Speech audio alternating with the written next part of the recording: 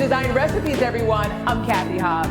If real estate, interior design, and exotic travel is what you're looking for, you have come to the right place. Here's what we have on today's show. Sandy Mae Cheng of Bracha, New York at Keller Williams NYC takes us inside 172 Madison. Look at that view! A spectacular new development located at one of Manhattan's most prestigious addresses. Then it's a hot spot in the center of it all, Brooklyn Bowl in the heart of Williamsburg. Our Brooklyn expert Donald Brennan takes us on a tour. Plus, it's winter and we're renovating your very own spa. How to enjoy your outdoor environment all year long. And it all starts right now. We begin with a spectacular new development right on Madison Avenue. I'm Sandy Mae Cheng with Bracha, New York at Keller Williams NYC. And today we're going to see a gorgeous, brand new development, 172 Madison. Hi, Sandy. Hi, Cathy. Welcome to the residence. Well, that's an impressive entrance. It is. Let me tell you about it. The building features 69 residences on 33 floors. We have a mix of 1 bedroom, 2 bedroom, 3 bedrooms. The penthouses have 4 bedrooms, and we have the mansion and sky house. 172 Madison is developed by Tesla Developments. The architect is Carl Fisher, and interior design is by Shamir Shah. I'm excited to see what 172 Madison has to offer, especially the bathroom and the kitchen. This is the kitchen. This was all made and imported from Italy by a company called Maltini. We have an overhang here for bar stools, making the kitchen the perfect center in the home for entertainment. This slab that you see here is a stone slab made out of granite from a company called Luce de Luna. Right behind you, you find the refrigerator. It's by Miele.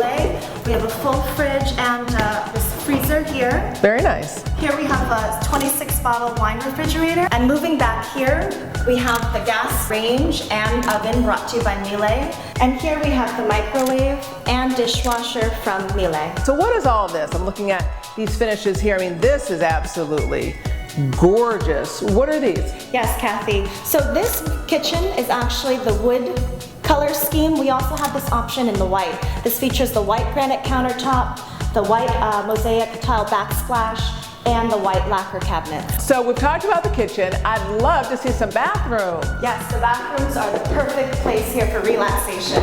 Sandy, you weren't kidding. This is absolutely amazing. Yes, this is the perfect place where you can rejuvenate yourself. On the floor, you can see it's a basket weave marble heated floor. We have the double vanity here with the wood cabinetry and the granite stone countertop. Over here in the shower, we have a flush mounted rain shower head and also a handheld and a California drain. Let's talk about this rain shower head for just a second. I've never seen one quite this big, so it actually is gonna feel like you're being rained on. Exactly, it really is an oasis in your bathroom. And did you notice the ledge here? You can even have Very nice, I love that. It's a steam shower, so it's like having your own spa.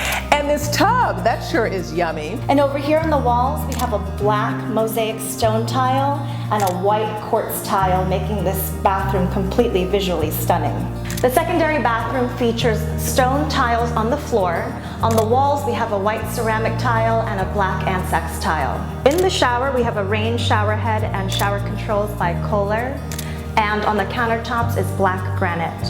And in the gorgeous powder room, we have the floors that are porcelain tile, the vanity that is an ashwood veneer, your countertop is a black and gold marble, and your accent wall is a chiseled limestone backlit. Cathy, if you loved the apartment, we're actually standing in the actual mock-up of the lobby here.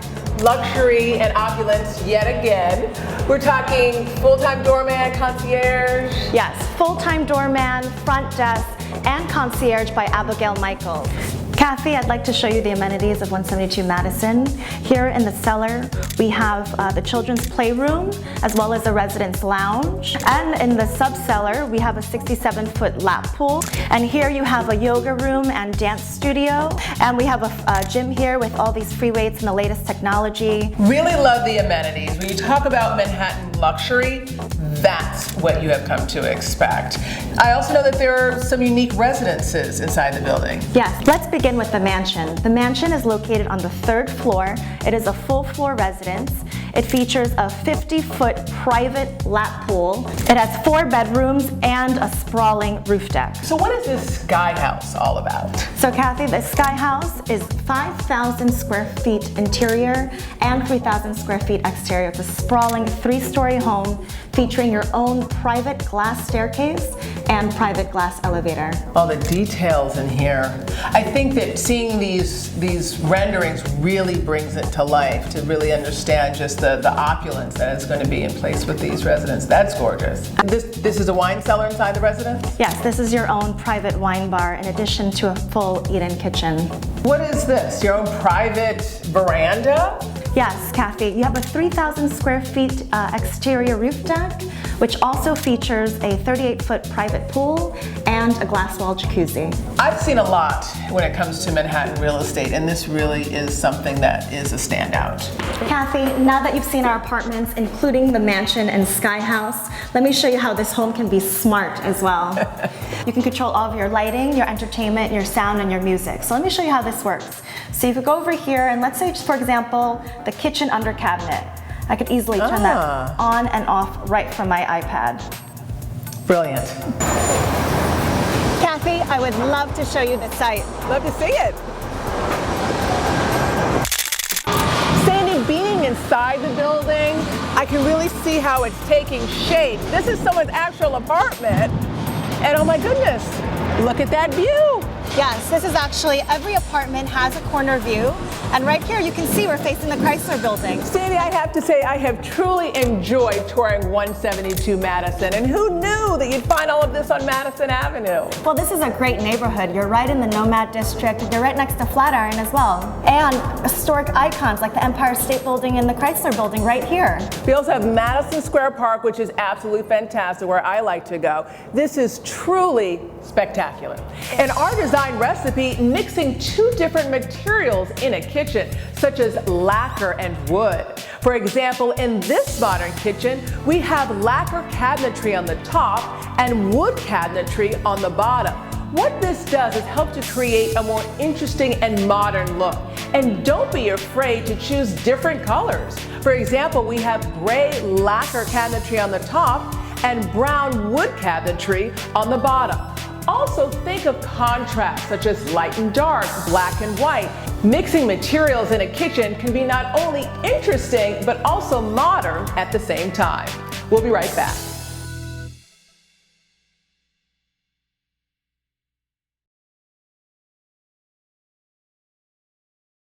Welcome back to the show, everyone. I'm Cathy Hobbs.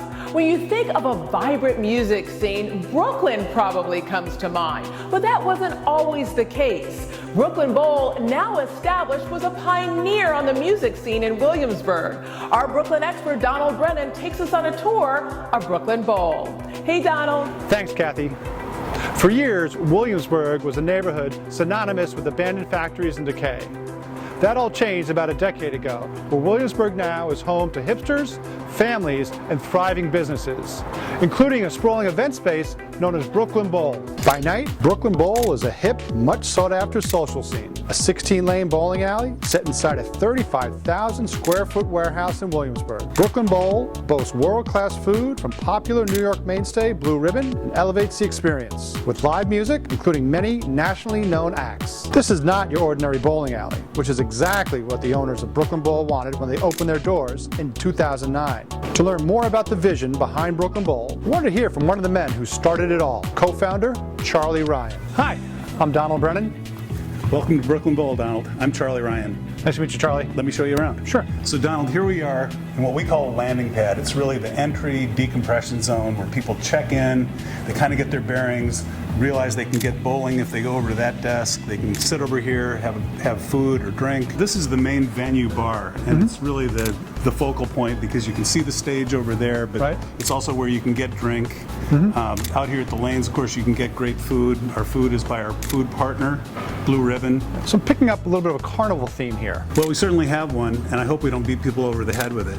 But it is fun, and it does draw upon our roots. Now, Coney Island may be at the other end of Brooklyn, but it's still part of Brooklyn, and it's just fun iconography. A little bit dangerous. It's not the circus. Sure. It's a lot more fun than a circus. Right. So when we built the place, we had it laid out. It wasn't finished. This was just a corrugated surface here for the stage. We realized right away this is going to be a very special room because it's important how the artist feels about it. Sure. And when you look around, it's just much more dynamic than any room I could think of in terms of what the artist sees. Yeah. That's really important too. Yeah, very special space. Yes. Lots of great artists here. Kanye West, Roots, Guns N' Roses, Robert Plant, Snoop Dogg. Right here, right next to a bowling alley. How'd you come up with the idea of putting these two things together? It's kind of a magic trick, first of all, getting those people to come and play in the first place, but I think we're over the hump with that. But we had this idea from a business that my partner owned and I operated with him called Wetlands downtown, that we would fuse the bowling really as close as we could to the things that we already knew how to do, which was live music, food, and drink. And the combination is intoxicating because you just don't have that kind of an environment in any other place where you can hear live music. Being right there where you can get waitress service, you can sit on a couch, kick back, get right on the rail, right next to your favorite artist. It's just something that other people can't really offer. Yeah, pretty exciting. So Donald, here we are at the lanes, in some ways the center of our universe. After all, this is Brooklyn Bowl. So we got 16 lanes available to us, but we only need 2 of them. Should we roll a few balls? Absolutely, sounds like fun. No bumpers. Yep. Nope. Oh, man. The first game, I had a 201. The second game, trying just as hard, I had a 99. I decided there shouldn't be a third game. Definitely was going in the right direction. Call it quits. Oh, baby. Stay up there. You have to edit that one out.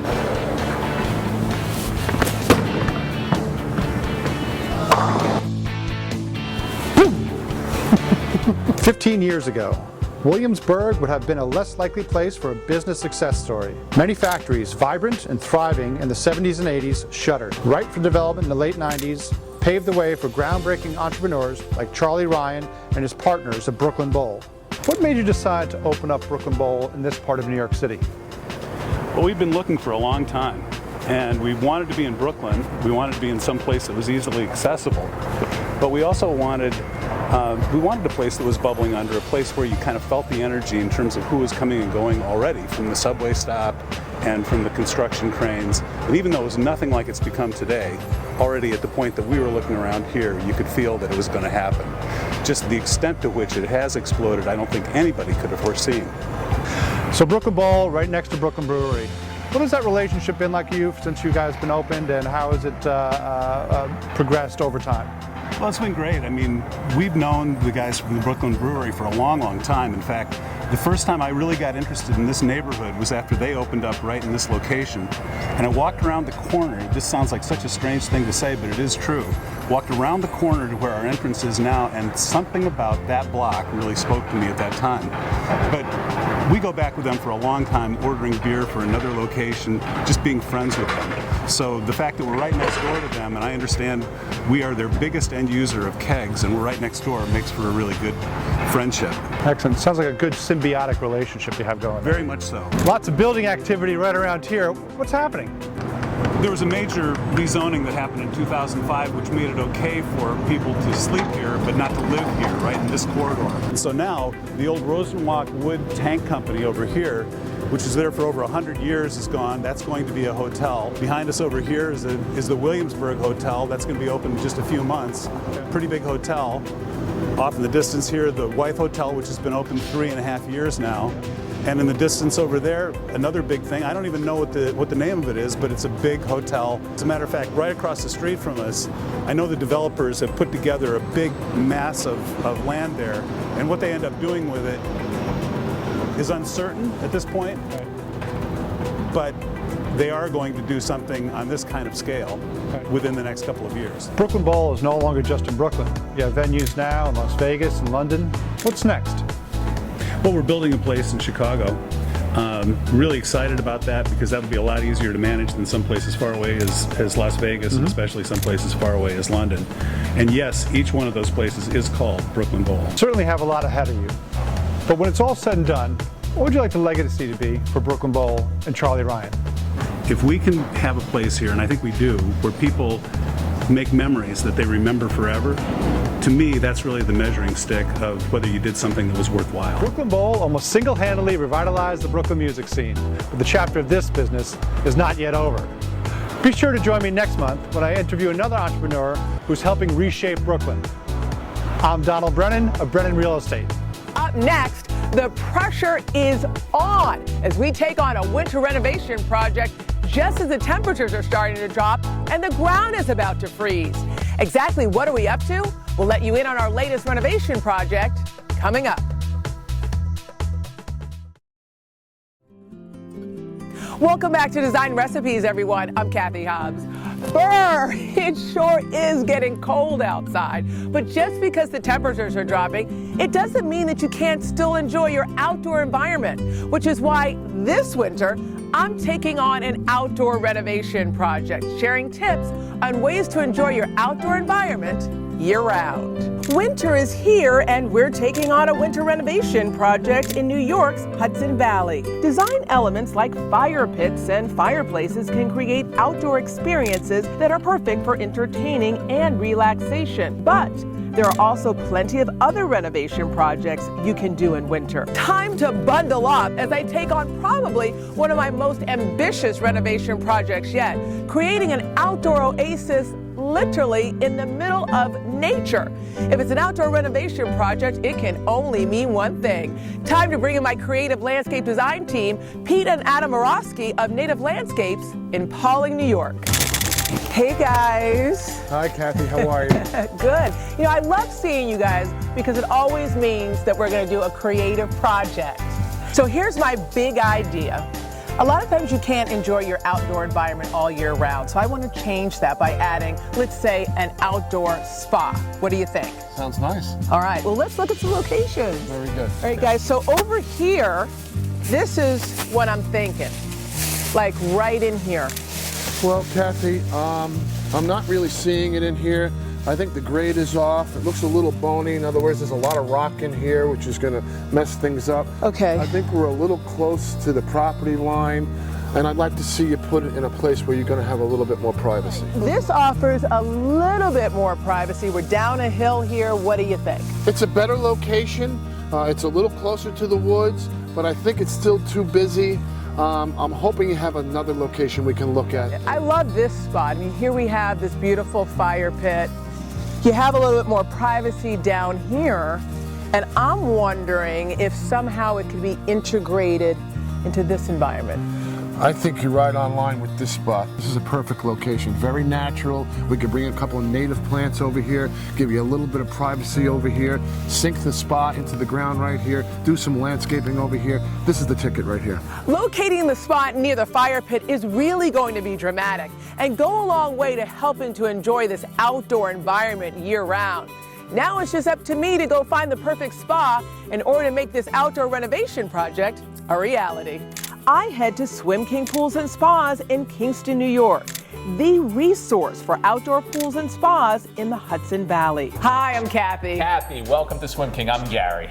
Gary, I know that I've come to the right place. Swim King of Dutchess and Ulster, the authorities in pools and spas.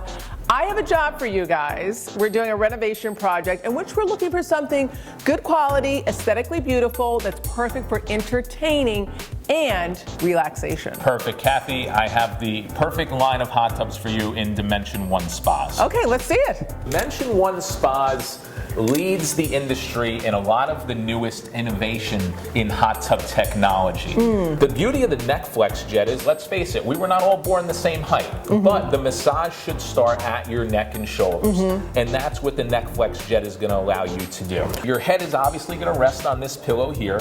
There's 4 jets that are kind of angled in, so it's going to, hit your neck and shoulders. Another feature is the topside control for Dimension 1.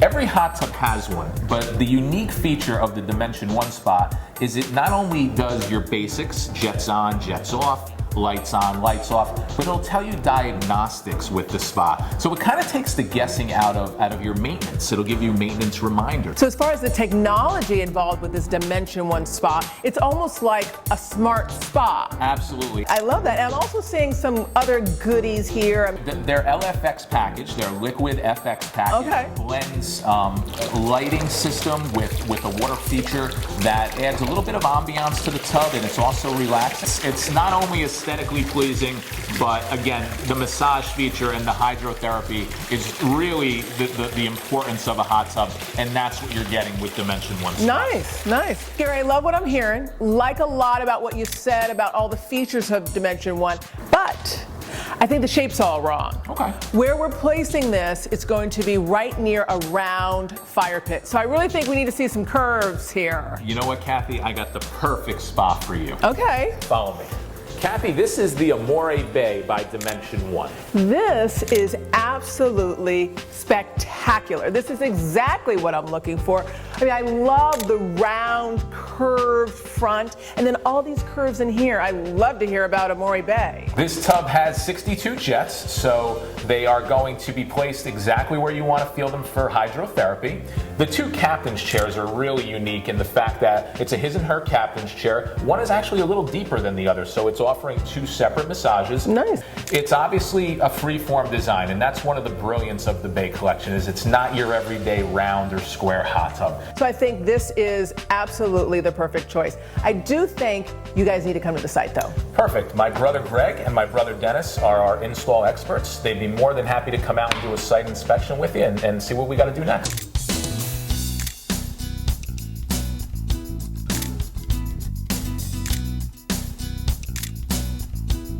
Yeah, we're gonna be about that high, yeah. Hey guys! Hi, Pete Muroski, Native Landscape. Greg Galderisi, Swim King. Okay guys, this is the game plan here. As you can see, the flags are the dimensions of the spa.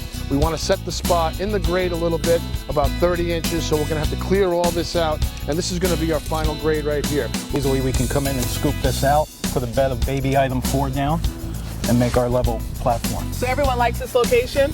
I do. I think Okay. it's great, yeah. All right, let's get to work. Sounds good. All right.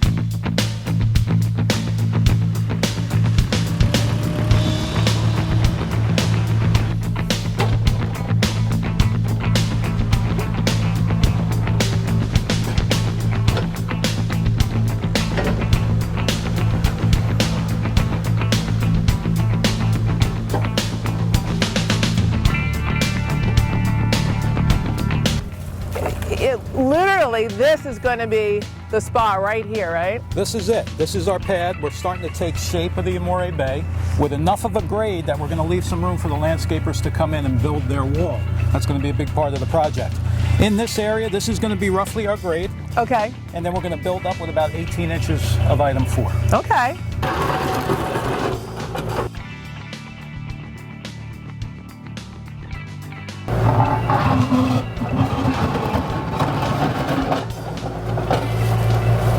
We are really kicking our winter renovation project into high gear. The air is already a crisp 50 degrees, making this literally a race against time. We have to get the whole foundation in before the ground freezes, and we just hit a major snag, a whole bed of rock.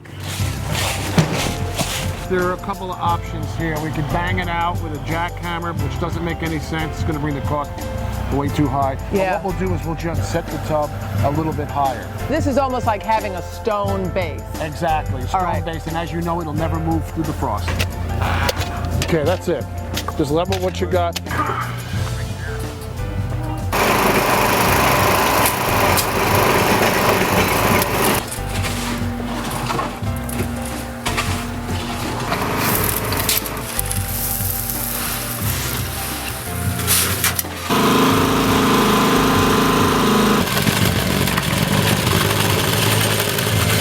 In addition to creating a foundation and base for the spa to sit on, we also have to bring electricity to the spa. Bob. Good morning, Cathy. How are you? Good. What I really need with this project is a master electrician, such as yourself. I think so many people think in order to install a spa, you actually need a plumber as far as bringing a water supply, but that's not the case. Correct. Usually spas are filled with a garden hose. Typically takes 2 or 3 hours depending on the size, so no, plumbing is not necessary for the installation of a spa. And when we talk about electric, I mean, this is going to need to draw a lot of electricity, right? Yeah, correct, it is, yes. So you're going to need to do what today? Well, what we're going to do today is we're going to dig a trench over to the location of the spa.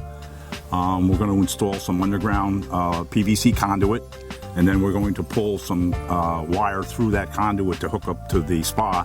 Well, I see you have a lot of stuff here. What I'm going to do is I'm going to let you get to work, and I'm going to head on over here to the site. Great. Okay. Great.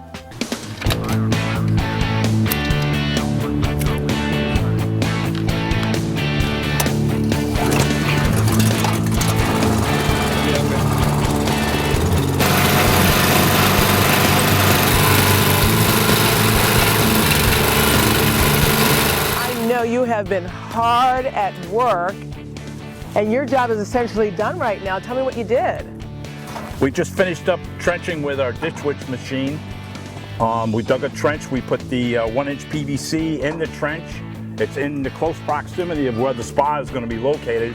We didn't want to completely run the electrical conduit yet because we're not quite sure of the orientation of where the electric panel is on the spa. So we got it close.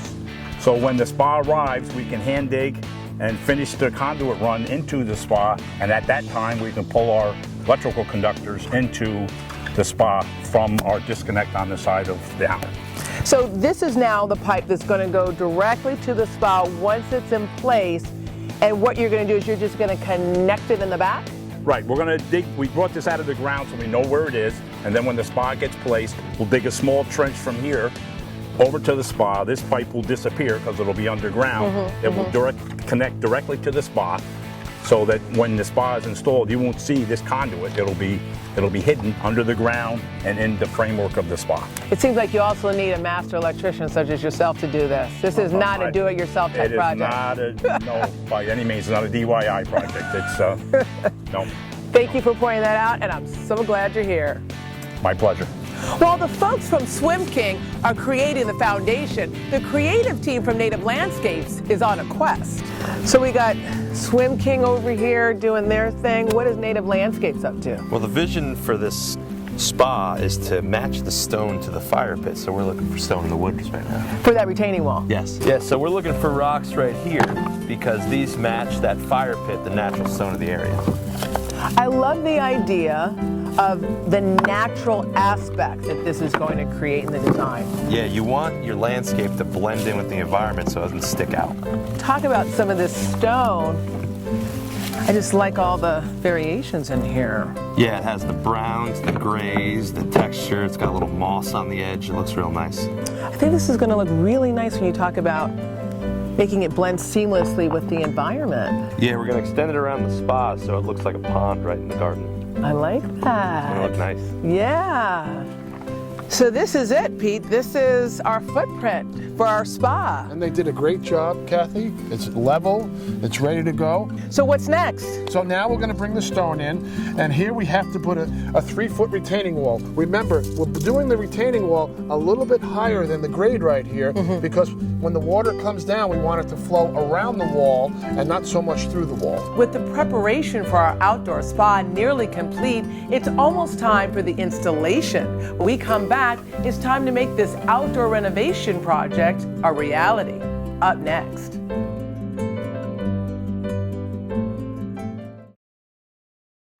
Welcome back to Design Recipes, everyone. I'm Cathy Hobbs. Before the break, we selected the perfect location and spa from Dimension 1 for our outdoor winter renovation project. Now it's time to finish all the prep work and install our spa. After surveying several potential locations on a 2-acre property in New York's Hudson Valley, we settled on an area near an existing fire pit. The plan to create a built-in look by building the outdoor spa into the side of a hill, create a sturdy foundation, then create a retaining wall to make sure our spa stays in place. All right, Pete, here we are in the final stages of the prep work before the big moment when the spa arrives. What's the plan? Well, the plan is to make sure the grade is correct. So we're going to level the base of it, make sure the water is flowing out this way. And this all-important retaining wall looks absolutely fantastic. Well, the retaining wall came out real nice. And what we're going to do in here is we're going to bring the spa in to see what the height of the spa is. And then we're going to bring the retaining wall up so it's a nice level walk right into the spa. So you could step right into the spa. Nice. So the spa is going to sit right here. Right here. And as you can see, the wall matches the fire pit. And we're going to bring the wall up a little bit so the whole thing blends together very nicely. We are in the final stages of our prep work, and the spa just arrived.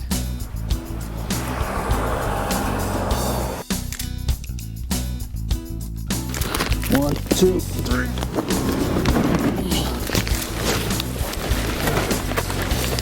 Wow, this is really nice seeing it here at the site. Looks gorgeous.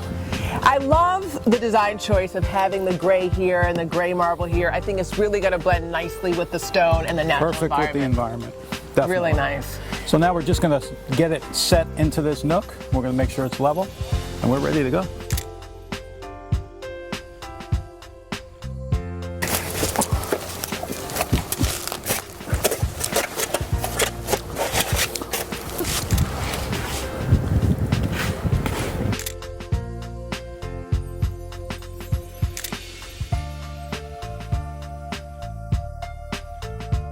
You guys did a tremendous job. It's all installed, all in place. Kudos to Swim King of Ulster. Thank you very much. It was a pleasure. So what's next?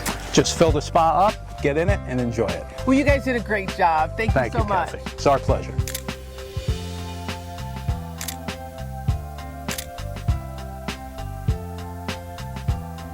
In addition to making the spa blend with nature, there's also the desire for privacy. Leading native landscape authority, Muroski, has a plan.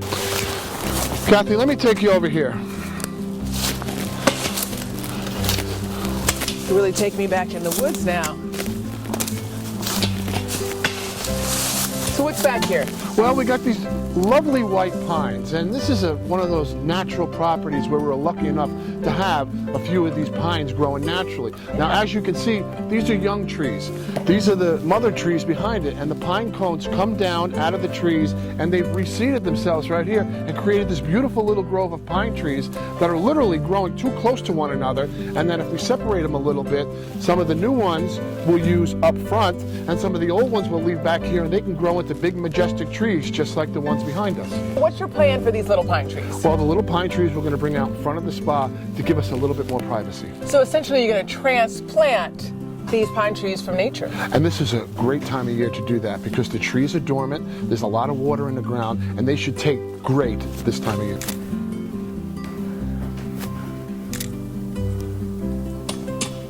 So we have all of our pines dug up, ready for transplantation. Give me a little bit of sense of where you're going to place them, because obviously we're out in the open and privacy is key. Right. Well, what we're going to do is we're going to create a drift of pines coming across here, right across here, and connect them to the grove that we have back there so it looks very natural.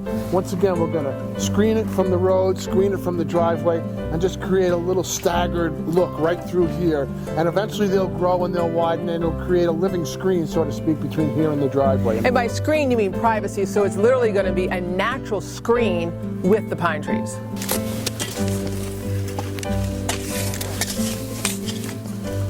Right now, we're right in the middle of our landscaping and planting process, which is an important element when it comes to an outdoor renovation project.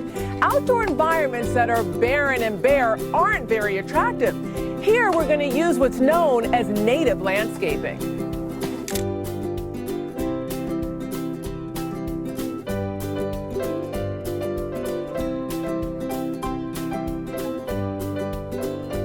So Pete, the spa's all in. It's time for you to work your magic. What do you plan for the landscape? Well, Kathy, we brought in native plants adapted to this particular site. We brought in plants that are broadleaf evergreens to give us a little bit of screening. And we brought in some beautiful berry plants to give an accent to the whole landscape. Nice. I love your use of color. Tell me a little bit about what you have here. All right, we have a little leaf rhododendron right there called the PJM rhododendron. That's going to flower early and give us a little bit of color early. We have the winterberry holly, which is Ilex verticillata. This is a deciduous shrub. As you can see, it's got berries, and these berries will last most of the winter, and the birds will come in and eat them. So it's a quality of life thing. As we're sitting in the spa, we can enjoy the birds, watching them eat the berries as we're in the spa. Nice. Now we have rhododendron here. These are the Catawba rhododendron. That's the color, right? This is it's got a dark color on it. This is its winter color, and it'll come into more of a dark color in the springtime. This has a light lavender flower, and this flowers midsummer. So this will flower in June, where that flowers early. This will flower a little bit later to create that succession of bloom that we're trying to create in the landscape. This is a red twig dogwood right here. As you can see, it's got this beautiful red twig in the wintertime, which is a nice little backdrop against the evergreens. It has a little white flower. It's a deciduous shrub, so it'll leaf right out in the summertime, and the stems will turn green, and then next fall, the stems will turn red again, which is a nice little accent for the We're winter. gonna get some white flowers from this. White flowers, and then when the snow gets on it, it'll be very pretty in the wintertime. Nice. This is Ilex glabra. This is a type of native holly. Are these like evergreens? Most of these are evergreens right in through here. This native holly has a little bit of a black berry, makes a nice shrub, but we're going to use it as an accent plant behind this deciduous shrubs that'll bring out that flower in the summertime. Over here we have the Ps4 Andromeda. This is another broadleaf evergreen. The nice part about this plant is that it flowers early. It's very deer resistant because we have a lot of deer in this area, and it's a broadleaf evergreen, so it'll just grow about 3 or 4 feet. And as you can see, it turns a little bit of a reddish color in the wintertime. This is its red hue for the wintertime. In the wintertime, it turns red. If you look underneath, it'll have that beautiful green color in the summertime. Over here, we have the mountain laurel. Now, the mountain laurel is one of my favorite shrubs. It flowers mid-season, and as you can see, it's got this beautiful star-shaped flower. So this will be, we're going to have to find a nice little accent spot for this because I'd really like to make this front and center. Love all of your choices. Broadleaf evergreens, holly. Holly. The red Twig dogwood. Rhododendron. Rhododendron and winterberry holly. Nice. Excellent choice. All right, let's put them together over by the spa.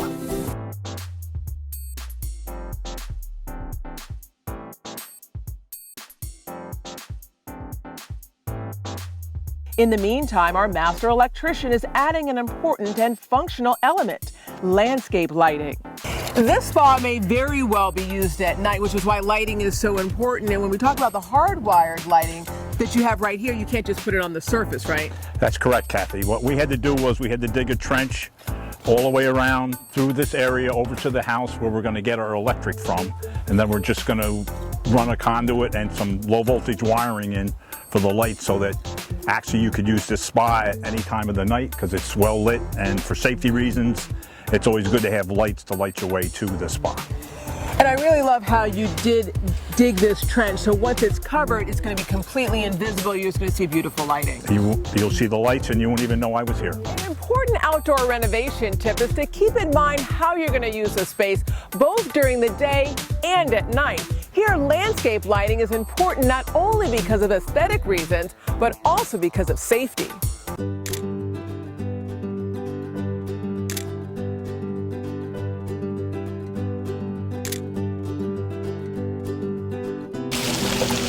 I tell you, you have done it yet again. This would not look like this if it wasn't for your design, your vision, which is why you are my go-to guys, because of your designs.